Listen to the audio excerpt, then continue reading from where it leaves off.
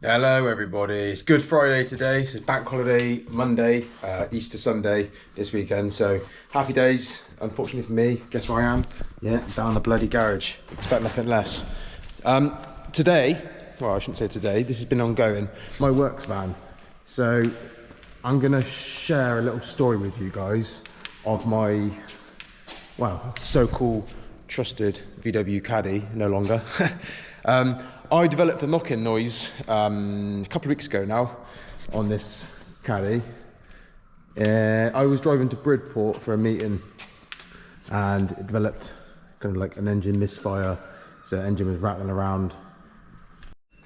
So on my way to Bridport the other day, or should I say the other week even, yeah, I was taking the Caddy down the motorway, it was all fine. It sprang up an engine light and I instantly thought, oh that's funny, so I carried on. Me being me, shouldn't have. I carried on and it started to misfire, it developed kind of a bit of a knocking noise and then bang, side of the road, got stuck. So managed to recover it back, this was a couple of weeks ago mind, and my apprentice has kindly fitted me a new engine. And we've discovered the fault. So this is the engine, well the old engine as it stands.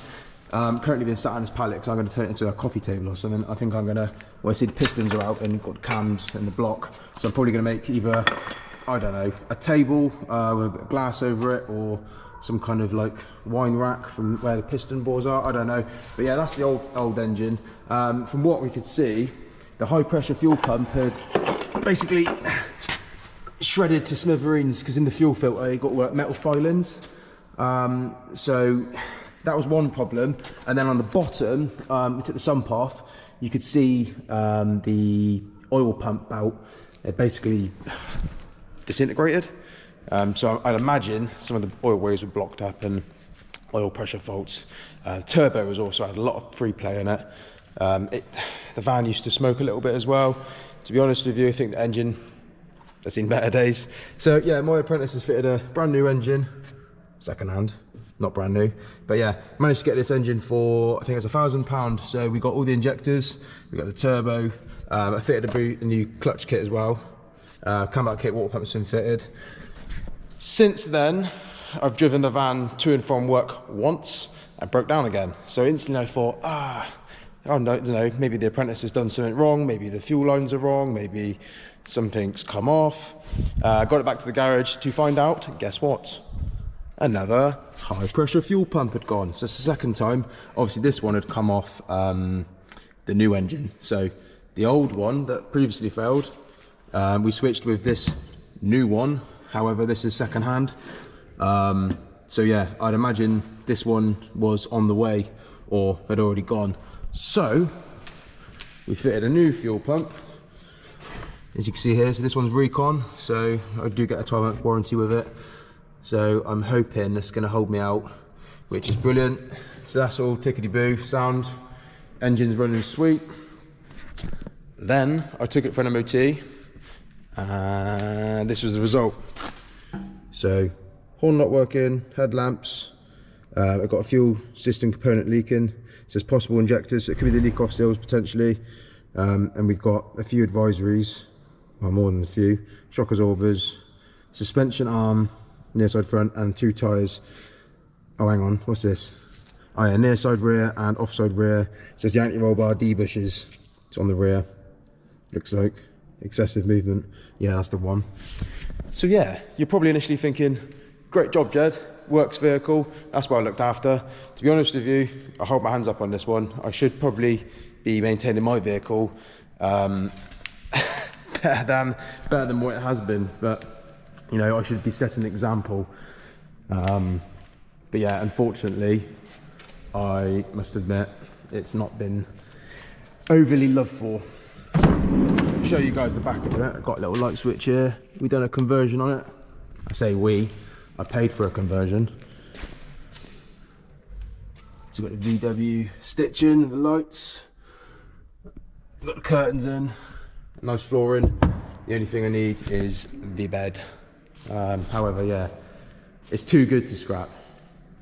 So, and I must admit, I am slightly embarrassed, but this was the condition of the lower arm. I don't even want to show you. So this was the condition of the lower arm. How I didn't hear this knocking, I don't know, because normally you get a lot of free play. This bush did come out, you know, whilst we was removing the arm. However, yeah, it should not in any way, shape or form be that buggered.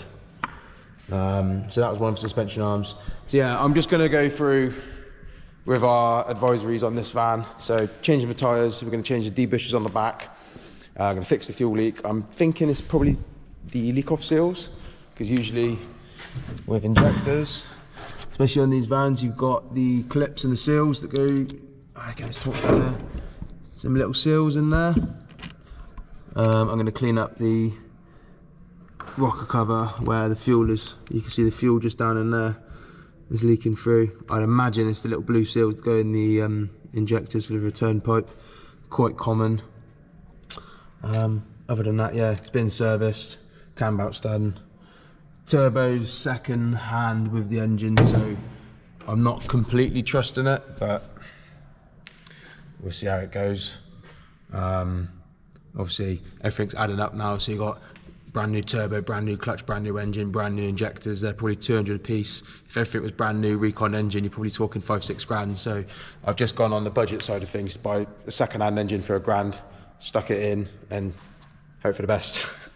But yeah, in regards to MOT and stuff like that, we've not got too much of a list. Like I said, the horn is because I changed the steering wheel, so I can revert that back, that's fine.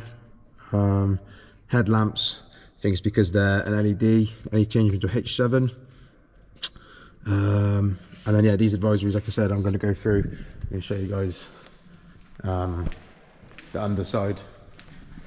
But yeah, all in all, and to make matters worse, I will be completely honest about this. My MOT did run out without me realising, so it's one of them. I'm so busy fixing everyone else's cars and MOT and everyone else's cars, and then bam, hit me. I had no MOT on mine, the engine broke down, the van got recovered, stuck a new engine in, then the van broke down again, then the MOT, thought it was up together and, you know, good to go, but it wasn't. And as a garage, as me as a driver as well, not good enough. So lesson learned. Before anyone comments on, oh, I'm not wearing steel toe caps and I'm not in workwear, guess what? It's Bank Holiday Friday.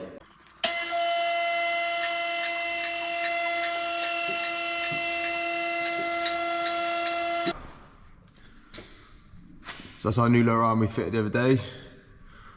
Brand spanking.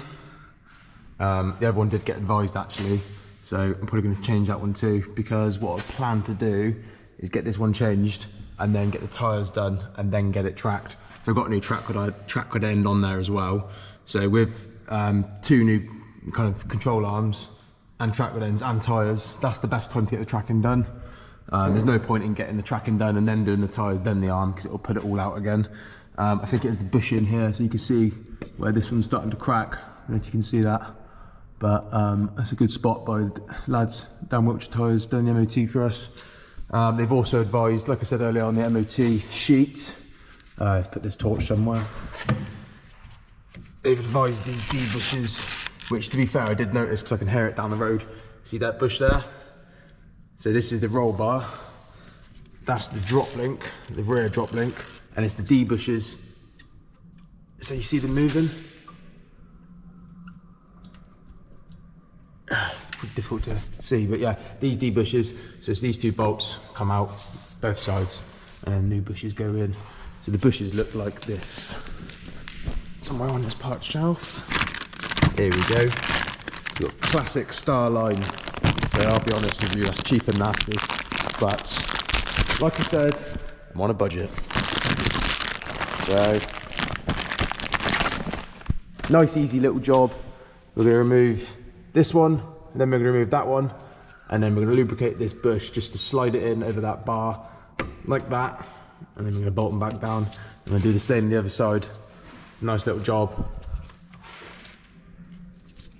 All right, what else we got? So yeah, tyres were advised, they're slightly low. shock absorber was misting of oil. That might be this one. You can see a little bit damp there, so need to get a shock absorber as well.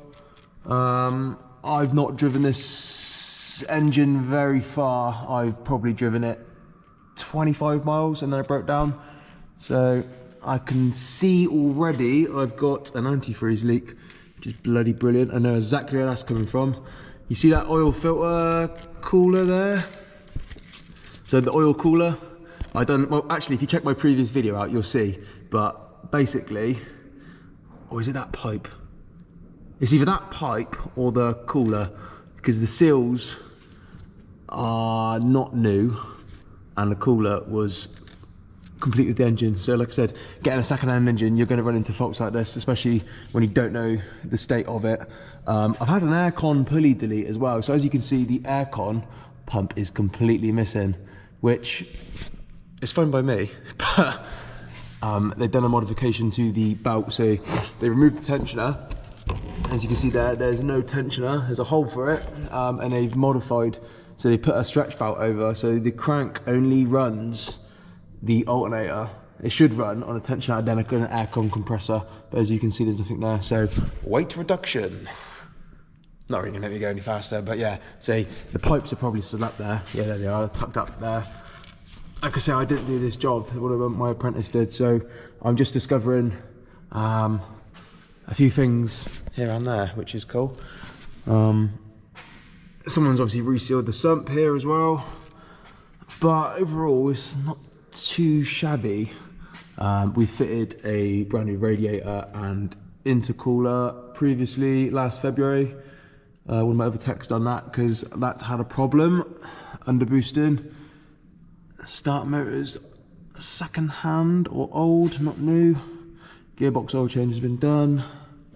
So to be honest with you, I think that's about it. So as well as a fuel leak, we've now got a coolant leak. Bloody brilliant. Happy Bank Holiday Friday. So you see these wear indicators here? So you've got one there, one there, one there, one there. That indicates 2 mil, so they're just above. So without using a tyre tread depth gauge, I would imagine they're on about 2.2, 2.3. I say it's worth getting done.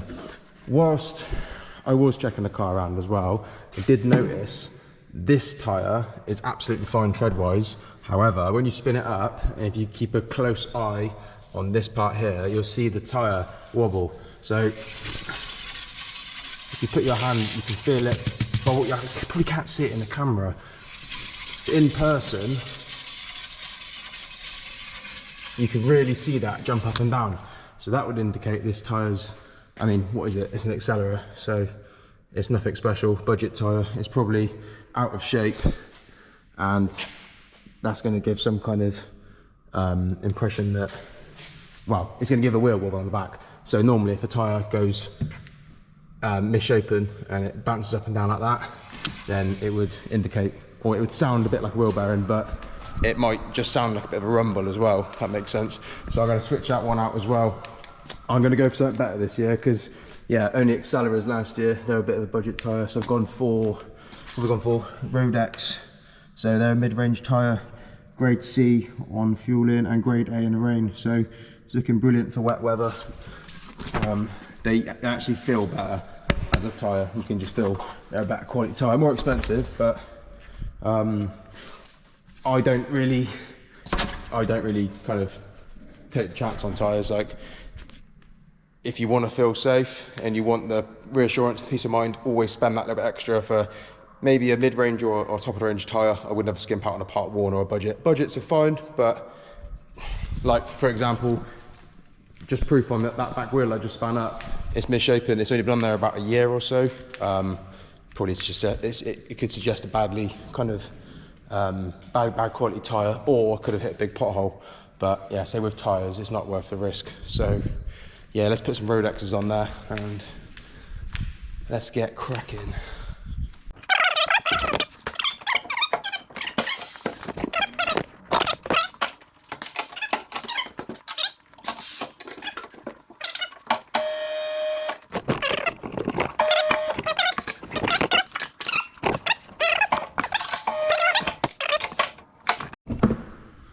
Okay, so I've decided to do the brakes as well. Got a new set of Padgett brakes here. There's the old ones. And we've also decided to go ahead with the lower arm repair to say that side's done, so may as well get the other side done as well. And then now we've got brakes, tyres, suspension, tracking all done in one go then, so shouldn't need doing again for a while. I'm going to pop this camera here and show you guys what I'm getting up to. So we've got 3 16mm nuts here, the ball joint, whiz them off. Then you want to switch to an 18mm. Got an 18mm bolt here. That's for the front arm, bush. And then on the back, you want to use the same 18 with a spanner. There's a bolt for the lower rear bush. So the spanner goes on top of the subframe. Up here. If I can get my hands on it.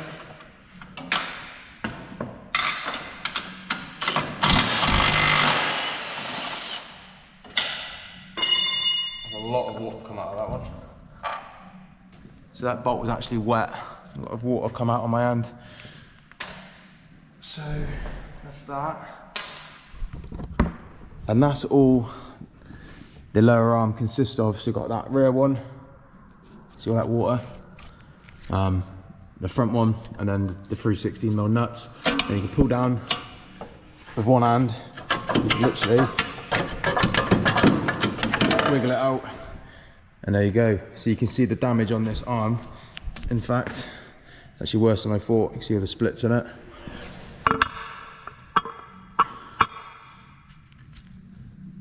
So yeah, we're going to get that replaced. So you can see the difference here. So there's the old one, there's the new one. So that bush should have no cracks in it whatsoever. Best thing about these arms as well, they come with a ball joint. So you get the full package. I mean, for what it's worth, I think this arm I bought for £35, I think it was. So for what it's worth, it's great. Because yeah, you get the ball joint, dust cover, both bushes, and the whole arm is brand new. So you're much better off just getting it complete like this. It's quite easy to bolt in, slip it in around the back, through there, one bolt there, and then obviously you've got a new nut on the top, nylon nut, so it locks in, so you don't even have to put the old 16mm nuts back on because it comes with new ones here.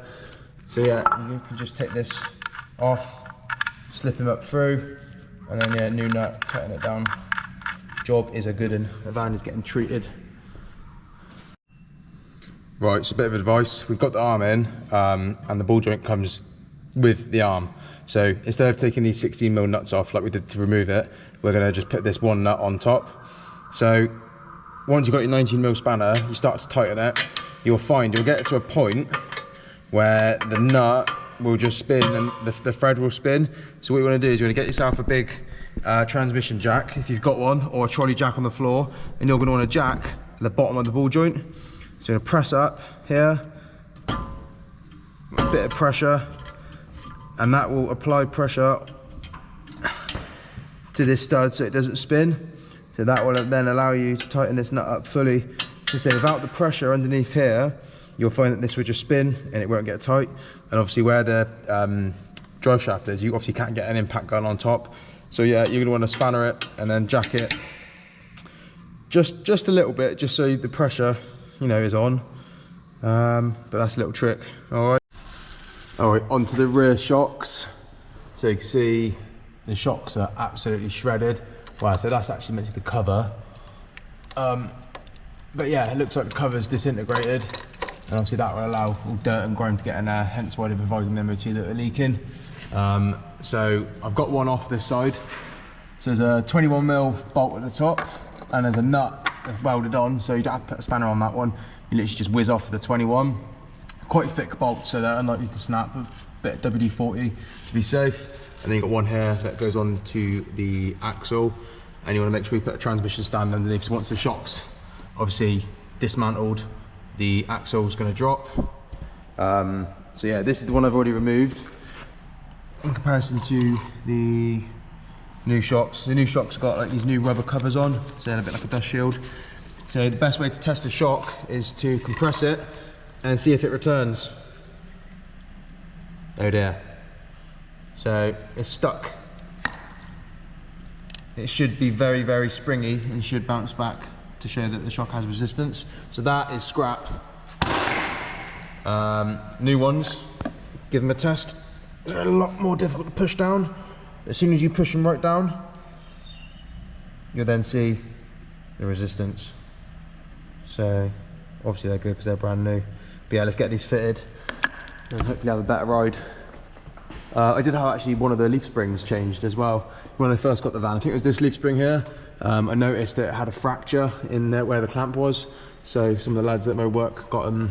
Well, I ordered a second-hand leaf spring in, not new, and they fitted that whilst I was away on holiday. But that's another repair we've done on the van. But yeah, overall, not too shabby.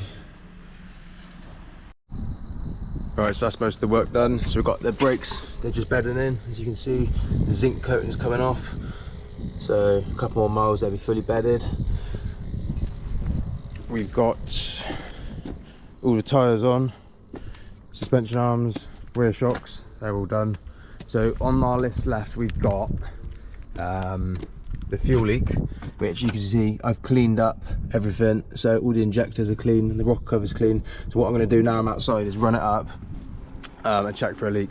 I'm suspecting the leak off seals, but what I'm going to do, like I said, now I'm outside, bit of ventilation, I'm going to start it up and we're going to use this rod here to pick up the revs, and then we're going to keep an eye and see where it's leaking. So we stick it on about 2,500 revs.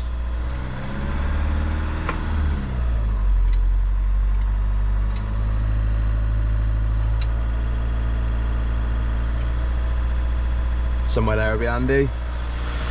And we're going to keep an eye, see where the fuel leaks from.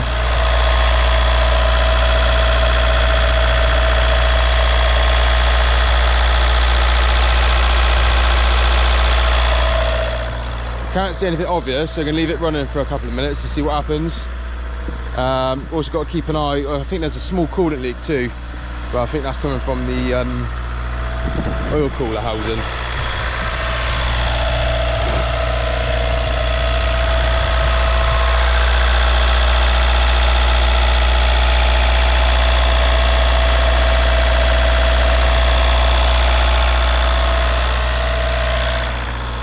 It's still nothing, so I'm going to keep it running and get it hot, take it for a road test, and then we're going to check it again, see if the rocker kind of fills up with fuel, and then we'll go from there. I'll be completely honest with you, I have ran the van up, so as you can see it's up to 90 degrees there nearly. So it's been road tested, the pedal's been flat on the, the stick's been on the pedal, the accelerator pedal outside, about 2,500 revs for about 10 minutes. Like I said, I've been down the road, come back, and everything is spotless, bone dry. So I don't really understand why it's failed on fuel component system leaking. It says possible injectors, which is what I thought. So I'm not really sure because it's not leaking for me. So, I mean, earlier on I did tighten these unions up, but they all were tight. So it's the only thing I'm not 100% sure on how to fix, because if it's not leaking, I can't fix it. Obviously. High pressure fuel pump's not leaking either, that's all fine. The fuel filter's not leaking, that's all fine. And underneath, I've checked, there's no drips, no drops, so everything's good that end. So yeah, on top of my list really, everything's been done: debushes, shock absorbers, brake discs, tyres, suspension arms, headlights, fuel system, not sure. I'll have to give it a couple more miles down the road, see what happens, but so far no leaks. And the horn not working, the only thing I can do with that is change the steering wheel over, because I have messed around with that. So I need to just put the factory steering wheel back on, or there was a connection underneath there. I can't remember, to be honest with you, but I know I was to blame for that one. So yeah, so I'm going to get this van MOT'd or get it back on the road. I'm going to send the MOT back hopefully in a couple of days time.